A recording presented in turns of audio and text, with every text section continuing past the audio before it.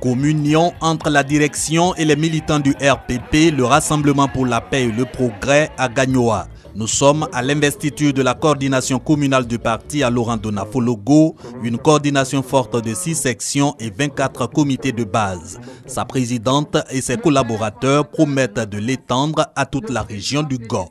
Il faut installer tous les comités de base partout, avoir beaucoup de sections et collaborer avec les autres partis politiques, les voir comme des frères et non des ennemis. Et c'est de bonne guerre, dira le secrétaire général. Le RPP devra s'affirmer aux élections prochaines. Il s'agira pour ce parti de paix, selon Ouattara Nyonzié, de faire profiter aux Ivoiriens ses idéaux de partage et de progrès. Sur la question, il salue le développement impulsé par le président Alassane Ouattara et d'ajouter que l'essentiel qui reste, c'est le combat contre la pauvreté et la consolidation de la paix pour des élections apaisées en Côte d'Ivoire. Le numéro 2 du RPP exhorte gouvernement et population à poursuivre leurs efforts communs en faveur de la réconciliation nationale.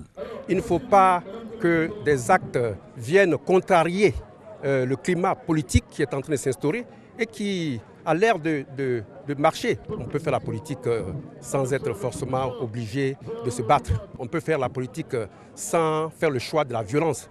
La politique, c'est un métier noble. Il faut faire en sorte qu'elle reste et qu'elle demeure. Aux militants de son parti, le secrétaire général a expliqué leur indispensable participation à la reconstruction du pays à travers une démarche empreinte de tolérance, d'acceptation mutuelle et de paix, vertu du Rassemblement pour la paix et le progrès.